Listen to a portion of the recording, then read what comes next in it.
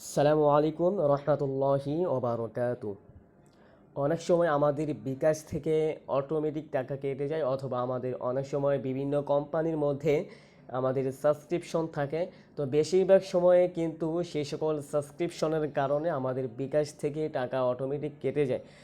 তো আজকে দেখিয়ে দিব বিভিন্ন কোম্পানির মধ্যে যদি সাবস্ক্রিপশন থাকে অথবা বিকাশ থেকে অটোমেটিক টাকা কেটে যায় সেটা কিভাবে একদম সহজে বন্ধ করা যায়।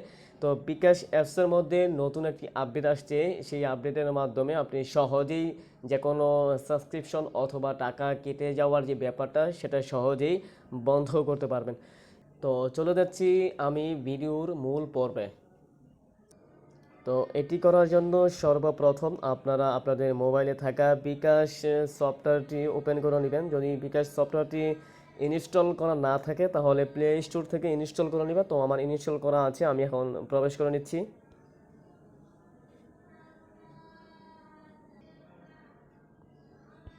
বিকাশ অ্যাপসে প্রবেশ করার পরে আপনারা একটু স্ক্রল করে নিচে যাবেন।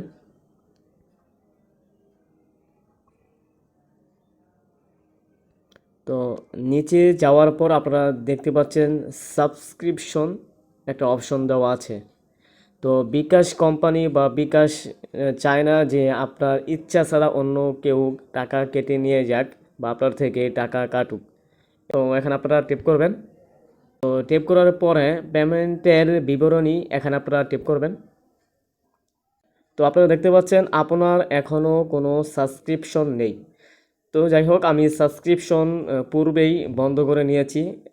যদি আপনার সাবস্ক্রিপশন থাকে তাহলে এখানে দেখাবে এবং এখান থেকে সহজেই আপনারা বন্ধ করে নিতে পারেন।